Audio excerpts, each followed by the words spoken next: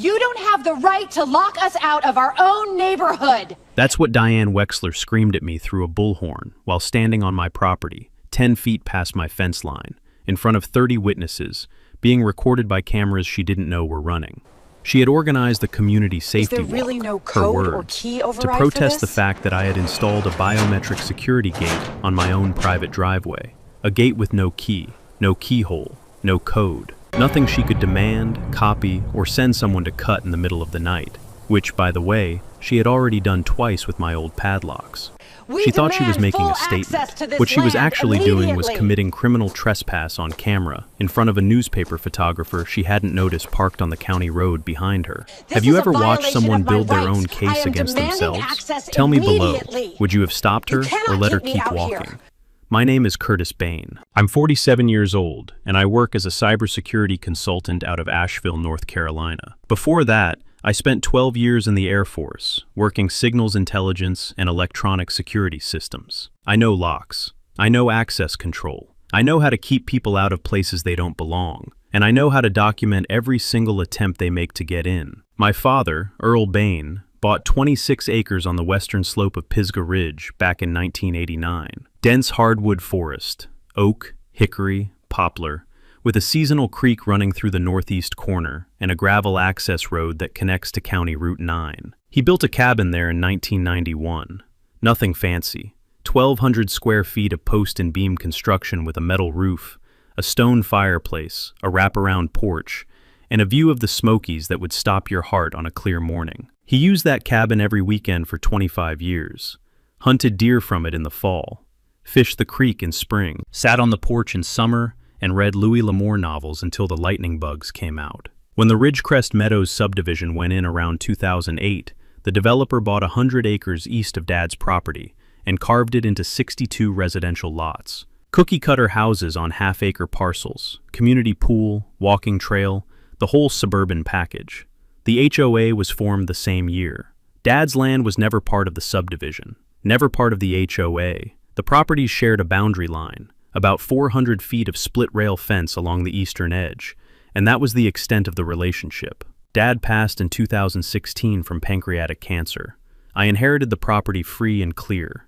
The cabin became my retreat, my decompression chamber after long consulting contracts. I drive up on Friday afternoons, turn off my phone, and spend 2 days doing nothing but splitting wood, grilling steaks, and sitting on the porch watching the ridge change color. Diane Wexler moved into Ridgecrest Meadows in 2019. She was 54, divorced, originally from Charlotte, and had the kind of energy that fills a room, the way a smoke alarm fills a hallway. She ran for HOA president within 3 months of moving in, and won unopposed, because nobody else wanted the job. That should tell you everything. Within 6 months, she had rewritten the landscaping guidelines, hired a new management company, and started sending violation notices to homeowners about mailbox height, fence stain color, and whether basketball hoops were architecturally compatible. The first time I met her was at a community yard sale that spilled over onto the road near my property line. She walked up my driveway uninvited, knocked on my cabin door, and introduced herself as though she were presenting credentials at an embassy. She told me my gravel driveway was visually inconsistent with the neighborhood aesthetic, and asked if I'd consider paving it. I told her my property wasn't part of her neighborhood. She smiled the way a cat smiles at a mouse it hasn't decided to chase yet, and said, "Well, we're all neighbors here, aren't we?" I should have recognized that smile for what it was, a declaration of intent. The trouble started with the gate. My property has a single access point from County Route 9, a gravel road that runs about 300 yards through the trees to the cabin.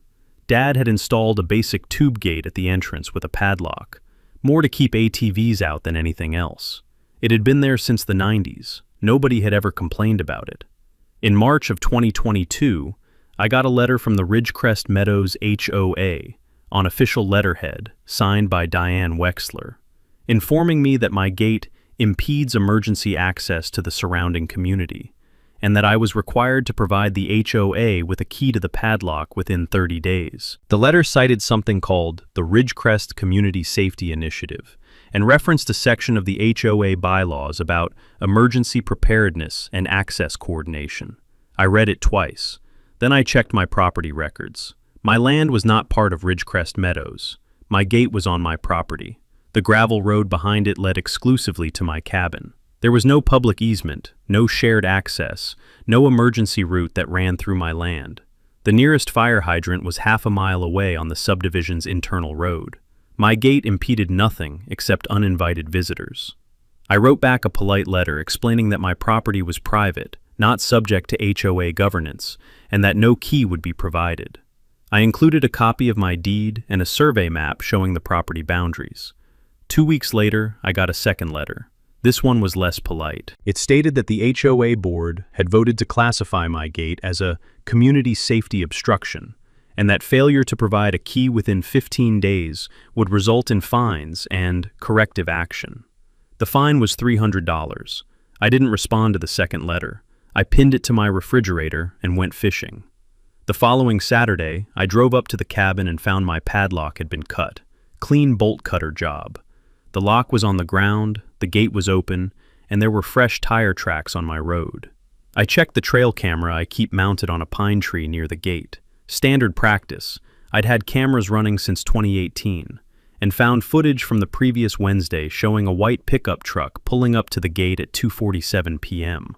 A man got out, cut the lock, swung the gate open, and drove through. He came back out 11 minutes later.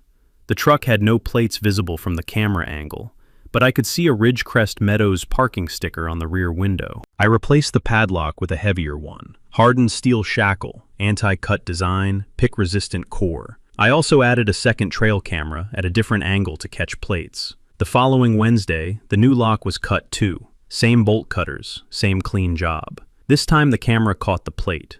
The truck was registered to a man named Glenn Furlow, who I later learned was the HOA's contracted maintenance supervisor. My camera also caught something else. Diane Wexler's silver Lexus pulling up behind the truck, waiting at the road while Furlow did the cutting, then driving through the open gate behind him. She was inside the gate for 22 minutes. I sat on my porch that evening looking at the footage on my laptop. The sun was setting behind Pisgah Ridge, painting the sky in shades of copper and violet.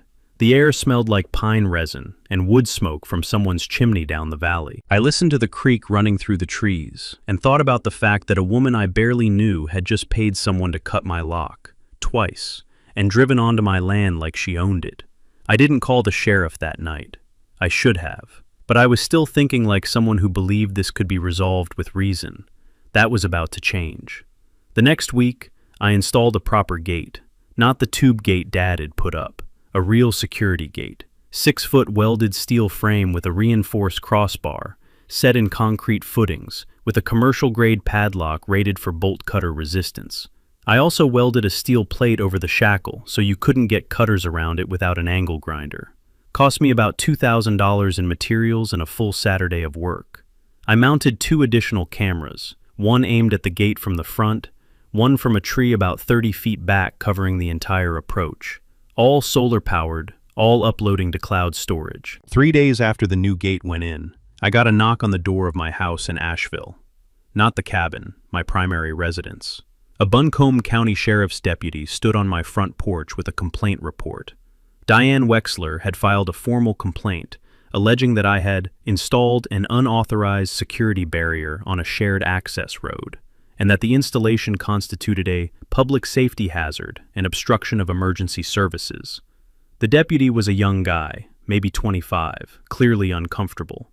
He said he was obligated to investigate the complaint and asked if I'd be willing to discuss the situation.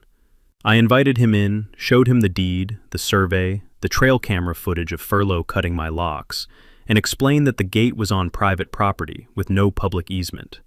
He took notes, thanked me, and left. The complaint was closed the same day. No violation. But Diane wasn't finished. She had discovered something that gave her a new angle of attack. The gravel access road from County Route 9 to my cabin ran along the western edge of my property. There was a short section, about 60 feet, where the road came within 12 feet of the Ridgecrest Meadows property boundary. This section ran alongside Lot 62, the last lot in the subdivision, which happened to be a common area maintained by the HOA. Diane seized on this proximity and began arguing that my road constituted a shared boundary access corridor that fell under the HOA's jurisdiction. She hired a surveyor. His name was Keith something. I never got the last name. He placed survey stakes along the boundary line near Lot 62 and sent a report to Diane claiming that a 3-foot strip of my road might encroach on the HOA common area. I say might because the report used the phrase, "within the margin of measurement uncertainty." In surveying, that means the surveyor isn't sure. It's the equivalent of a doctor saying, could be a bruise, could be something else, and Diane treating it like a confirmed diagnosis. She took that report and sent a letter to the county road department, the fire marshal, and the county planning office, alleging that my gate was blocking a shared access corridor and requesting an emergency review. She CC'd me on all 3 letters.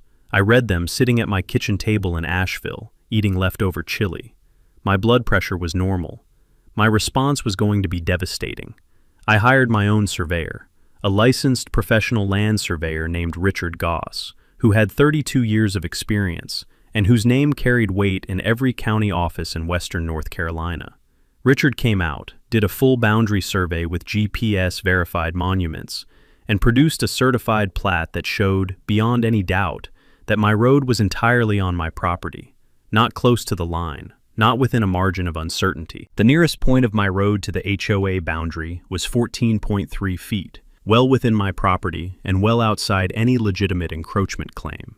Richard also reviewed Keith's survey and noted, in his professional opinion, that the stakes had been placed using outdated reference points, and that the methodology was inconsistent with current NCBELS standards. In plain English, Diane's surveyor had done sloppy work, probably because he was being paid to find what Diane wanted him to find, rather than what was actually there. I sent Richard's survey to all 3 agencies Diane had contacted, the road department, the fire marshal, and the planning office, with a cover letter from my attorney. Each agency closed their file within 2 weeks. The fire marshal actually called me to apologize for the inconvenience and said the complaint had no factual basis.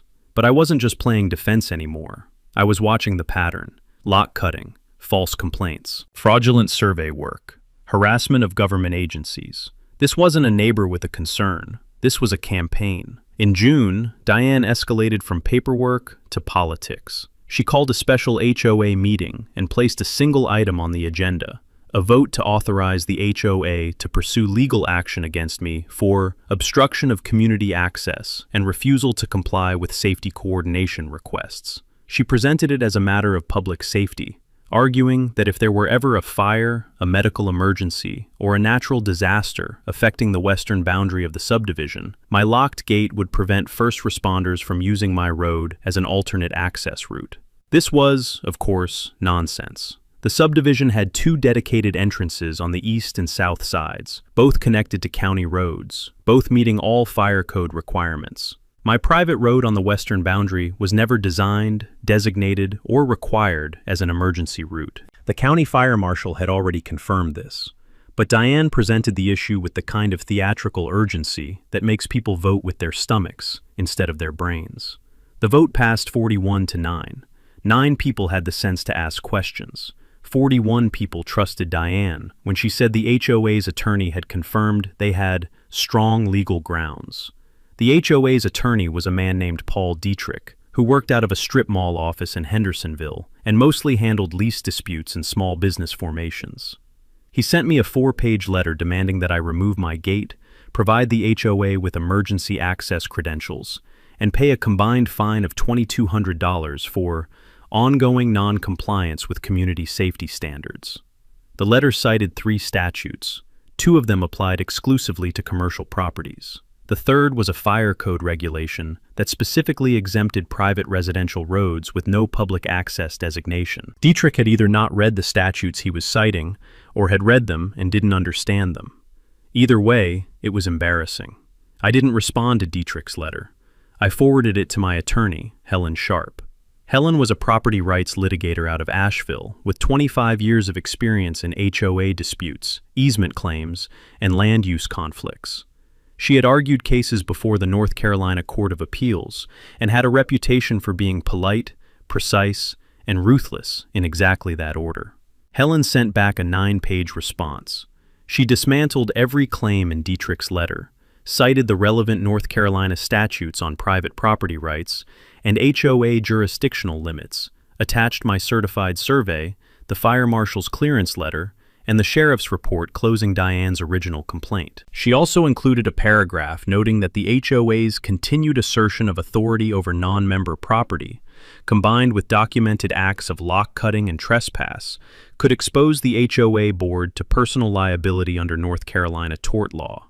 Dietrich responded with a one-paragraph letter, saying the HOA was reviewing its options.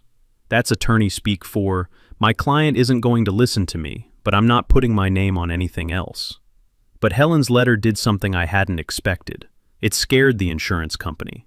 The HOA's liability carrier, a regional firm that insured about 40 HOAs in western North Carolina, received a copy of Helen's letter through standard disclosure procedures. They launched their own review. 2 weeks later, the carrier sent a letter to the Ridgecrest Meadows board, informing them that continued pursuit of claims against the non-member property owner, in the face of clear evidence of jurisdictional overreach, could jeopardize the HOA's coverage.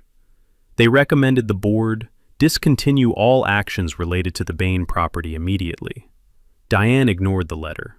She told the board the insurance company was overcautious and that she had other avenues to resolve the situation. I found this out because a board member named Connie Pruitt, a retired schoolteacher who lived on Lot 23 and had been growing increasingly uncomfortable with Diane's leadership, quietly called Helen's office and asked to speak with her off the record. Connie told Helen that Diane had dismissed the insurance warning in a closed board session and that at least 2 other board members had objected but been overruled. Connie said she was afraid of what Diane would do next. She was right to be afraid, because what Diane did next was call the police on me for the second time. The second police call came on a Saturday in July. I was at the cabin, installing a motion-activated floodlight above the new gate, when a sheriff's cruiser came down County Route 9 and stopped at my entrance. Same young deputy from before. He looked even more uncomfortable this time. He said Diane Wexler had filed a complaint alleging that I was fortifying my property in a threatening manner intended to intimidate neighboring residents. She had attached photographs, taken from her side of the boundary fence, showing my new gate, the cameras, and the floodlight. She described them in her complaint as paramilitary-grade security measures inconsistent with a residential setting. The deputy asked if he could look at the gate. I said sure. He looked at it. He looked at the cameras. He looked at the floodlight.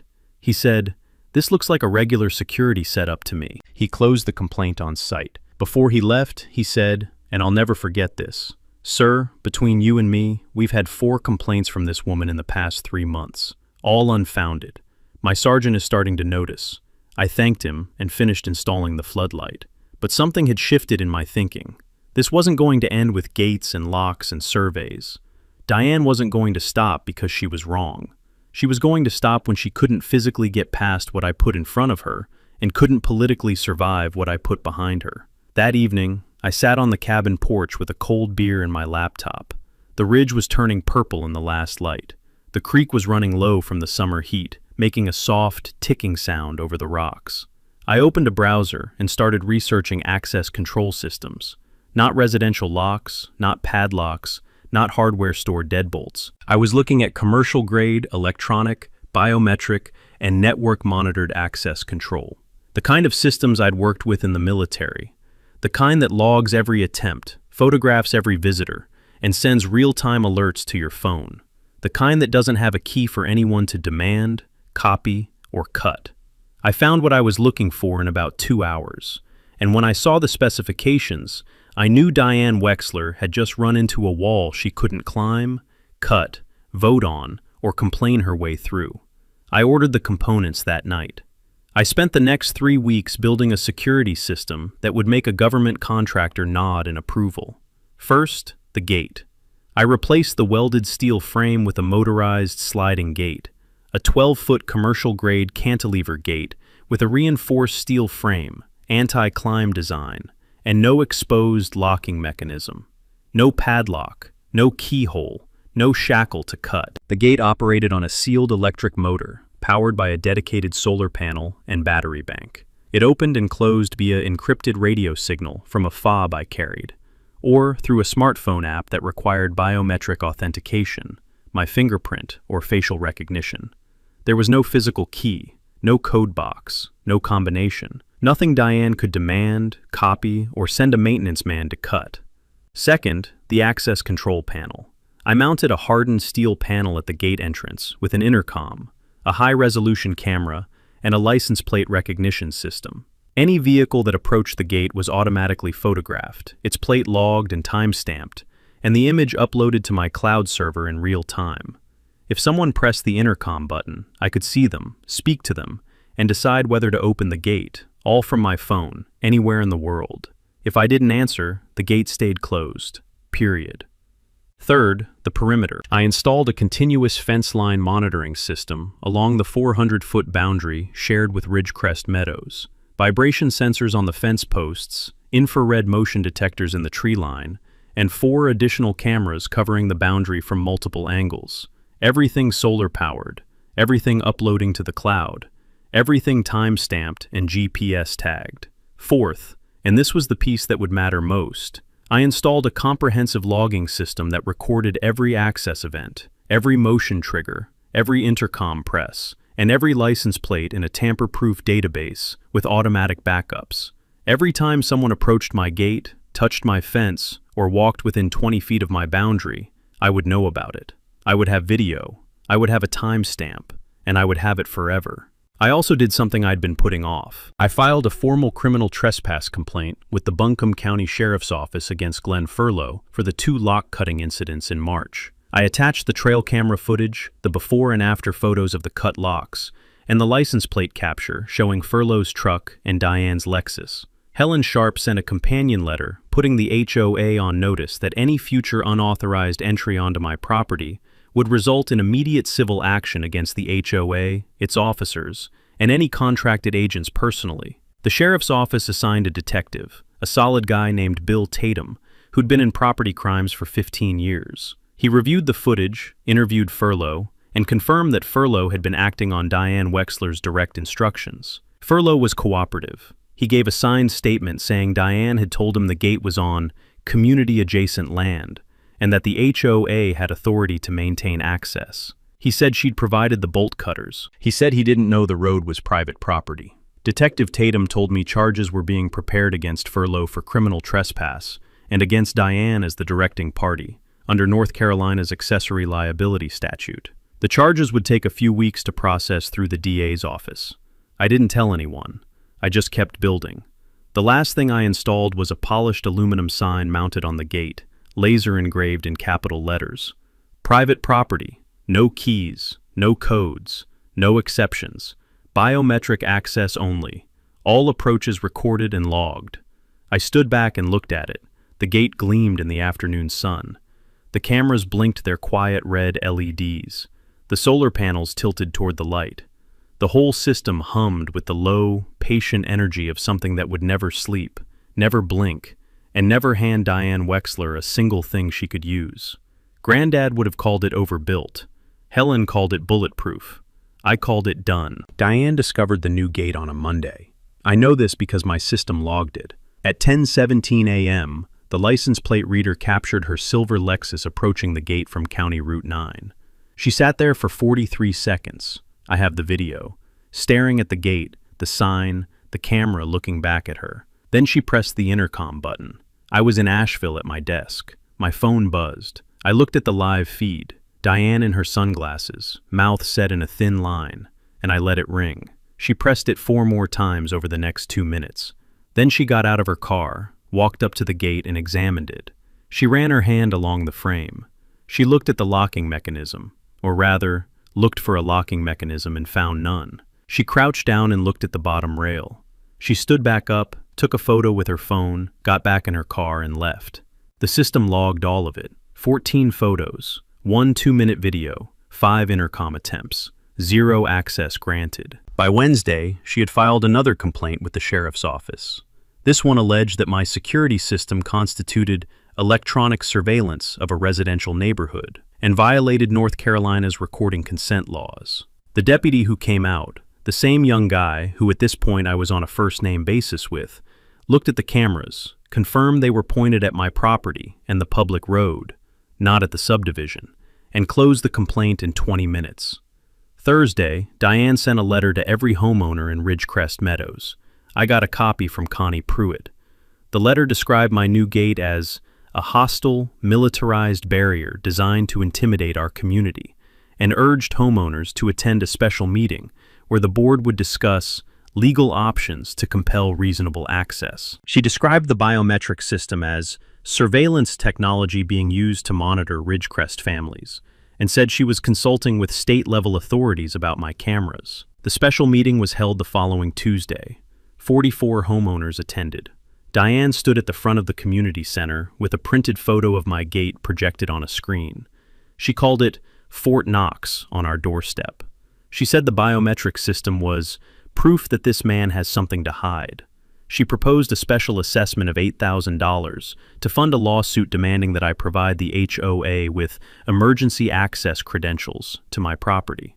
The vote was 31 to 13. 13 people asked questions. Connie Pruitt was one of them. She asked Diane directly, "Has our attorney confirmed that we have legal standing to demand access to private property that isn't part of this HOA?" Diane said, "The attorney is working on it." Connie said, "That's not what I asked." Diane moved to the next question. Meanwhile, something was happening that Diane didn't know about. The insurance company had not dropped the matter after their initial warning letter. They had assigned an investigator, a woman named Ruth Chandler, to review the HOA's entire file on the Bain property dispute. Ruth had been quietly pulling records, reviewing meeting minutes, and examining invoices. She discovered that the HOA had spent $14,600 of community funds on the surveyor, Dietrich's legal fees, the maintenance contractor's lock-cutting visits, and the special meeting expenses, all directed at a property that was not part of the HOA and over which the HOA had no legal authority. Ruth Chandler scheduled a meeting with the full HOA board for the last week of August. She didn't tell them what she'd found. She just said it was a routine coverage review. Diane accepted the meeting. She had no idea what was sitting in Ruth Chandler's file, and she had no idea that Detective Tatum's charges were now approved by the DA and that warrants were being prepared. Everything was converging, and Diane was standing right in the center of it, still convinced she was winning. The week before the insurance meeting, Diane made her biggest mistake. She organized what she called a community safety walk, a group event where Ridgecrest homeowners would march along the boundary fence between the subdivision and my property to inspect the impact of the unauthorized security installation on community safety. She promoted it on the HOA Facebook page, the neighborhood email list, and paper flyers posted at the community mailbox cluster. She scheduled it for Saturday morning. She expected 50 people. About 30 showed up. I know because my boundary cameras caught the whole thing. Diane led the group along the split-rail fence, pointing at my cameras, my gate, and my floodlights like a museum docent describing evidence of an alien invasion. She carried a clipboard. She wore a lanyard with an HOA badge on it. She had brought a bullhorn. For the first 40 minutes, the group stayed on the HOA side of the fence. Uncomfortable, but legal. People walk along their own property line. That's their business. Then Diane stepped over the fence. She didn't climb it. The split-rail fence is about 3 feet high in that section, and she simply stepped over a low rail and walked about 10 feet onto my property, still talking through the bullhorn about community rights and access equity. 3 other people followed her. The rest stayed on the Ridgecrest side, looking nervous. My cameras captured everything. 4 individuals, Diane Wexler, and 3 homeowners I later identified as board members Keith Avery, Nicole Pham, and Mike Castellano, crossing the fence line, walking on my property, and approaching one of my camera posts. Diane pointed at the camera and said, "My audio pickup caught it clearly. This is what paranoia looks like. This is what happens when one person decides they're more important than the community." She was standing on my land, trespassing, with 30 witnesses, being recorded from 3 angles, while accusing me of paranoia. I was watching the live feed from my kitchen in Asheville. I didn't call the sheriff this time. I called Helen. She called Detective Tatum. Tatum said the existing warrants for Diane and Furlow were already in process, but the new footage would support additional charges. He asked me to email him the clips that afternoon. What Diane also didn't know was that her community safety walk had been observed by someone else. Cassie Drummond, a reporter from the Asheville Citizen-Times who covered local government and HOA disputes, had seen Diane's Facebook event and driven out to watch. She was parked on County Route 9, about 200 feet away, with a telephoto lens. She photographed the fence crossing, the bullhorn speech, and the group standing on my land. Cassie called me that afternoon to ask for a comment. I told her I'd be happy to speak on the record once the legal process was further along, and I gave her Helen Sharp's contact information.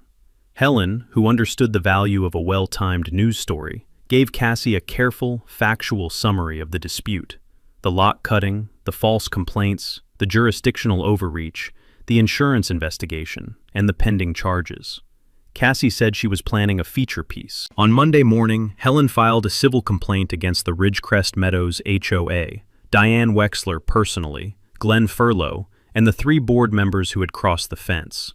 The complaint alleged criminal trespass, tortious interference with property rights, harassment, abuse of process, and conspiracy to deprive property rights. The damages claimed totaled $68,000, covering the security system costs, legal fees, surveying expenses, lost use of property, and emotional distress. The complaint was filed in Buncombe County Superior Court. It was a public record from the moment the clerk stamped it. Ruth Chandler's insurance review meeting was scheduled for Thursday. Detective Tatum's warrants were ready for service. Cassie Drummond's article was being edited. And Diane Wexler had just organized a trespassing event on camera and invited 30 witnesses to watch. The dominoes were lined up, every single one. Thursday arrived like a freight train. The insurance meeting was held at the Ridgecrest Meadows Community Center at 6 p.m. All 5 board members were present. Ruth Chandler came with a colleague and a folder that was nearly 2 inches thick. About 25 homeowners attended, including Connie Pruitt, who later gave me a detailed account of what happened. Ruth opened by thanking the board for their time. Then she stopped smiling. She laid out what her investigation had found. $14,600 in community funds spent on legal actions, surveyor fees, and contractor costs, all directed at a non-member property with no HOA jurisdiction. 2 incidents of criminal trespass by a contracted agent acting on the board president's instructions. 4 unfounded complaints to law enforcement. A surveyor's report that contradicted the certified boundary survey on file with the county. A special assessment vote to fund litigation that the HOA's own attorney had declined to endorse. And a board resolution passed in a closed session that attempted to classify a private road as a shared access corridor, despite no supporting documentation. Ruth said the insurance company was reclassifying the Ridgecrest Meadows HOA to a high-risk account.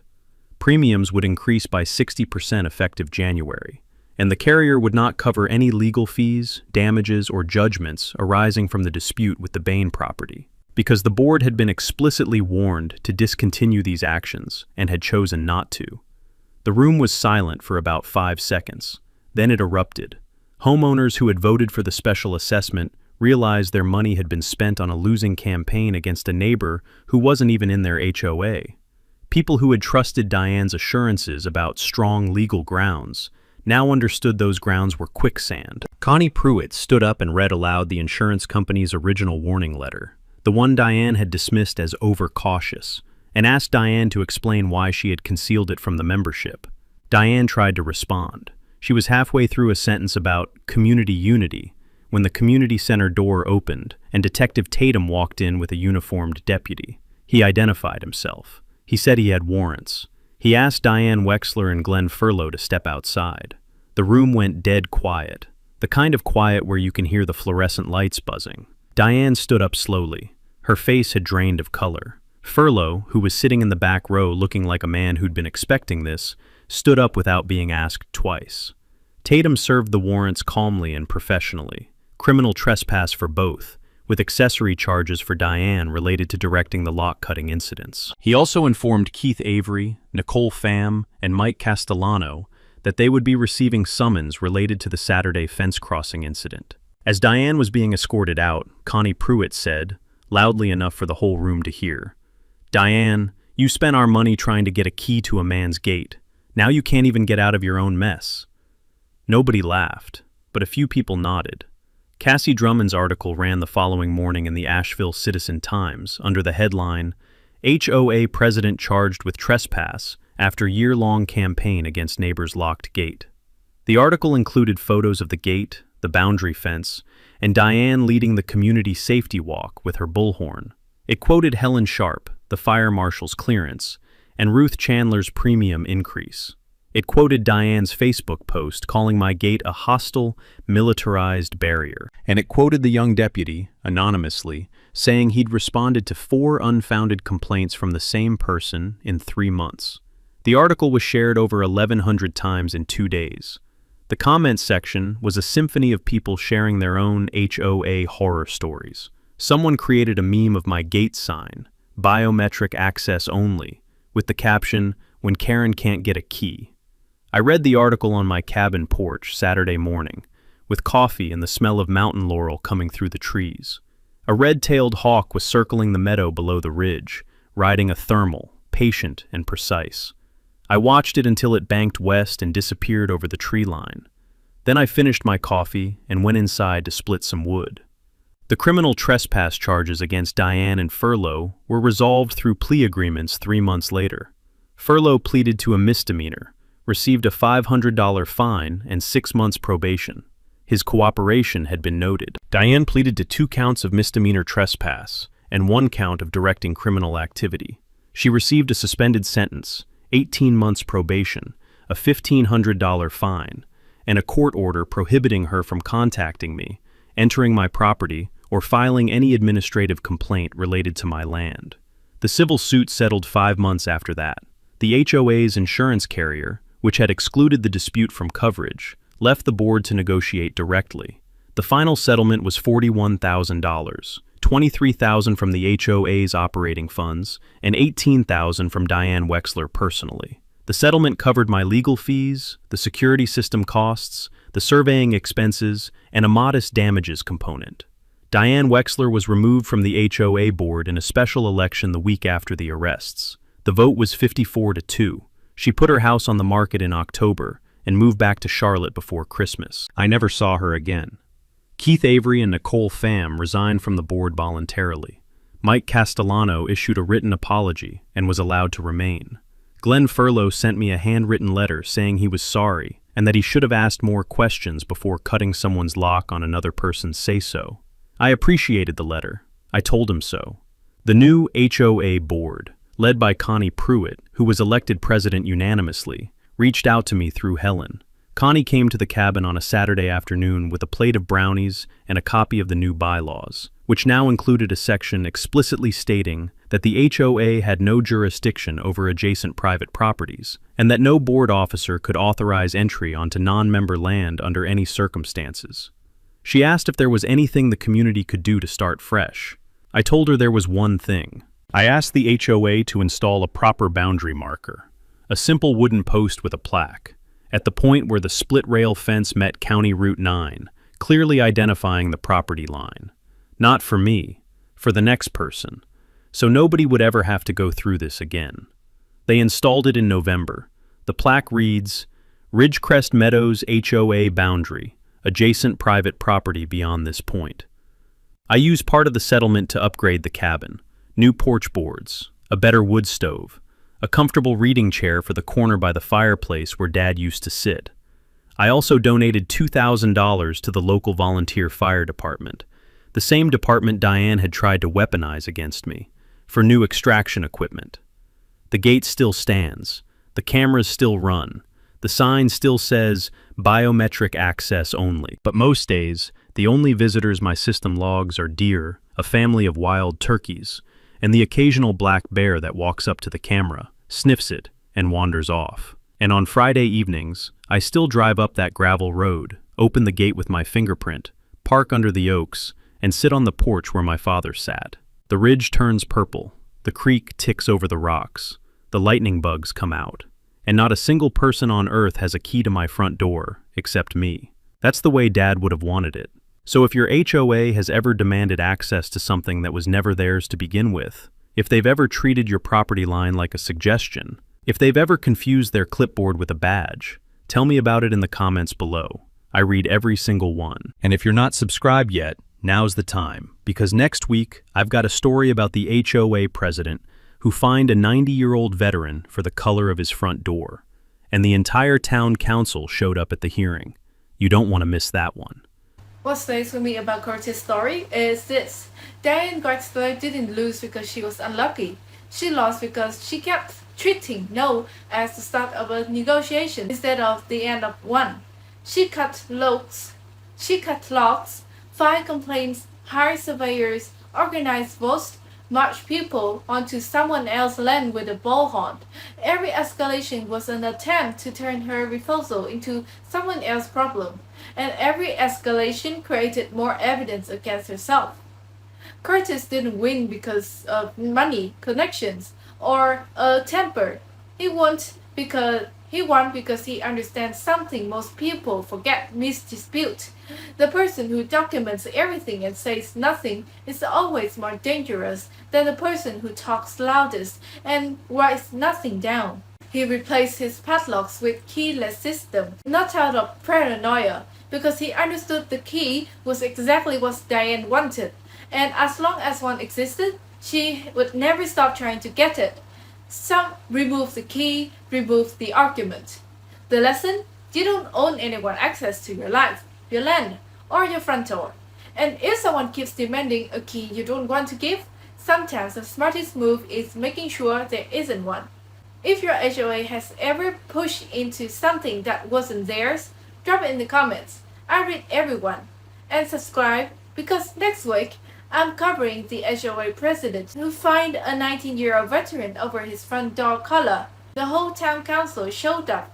You want to see it.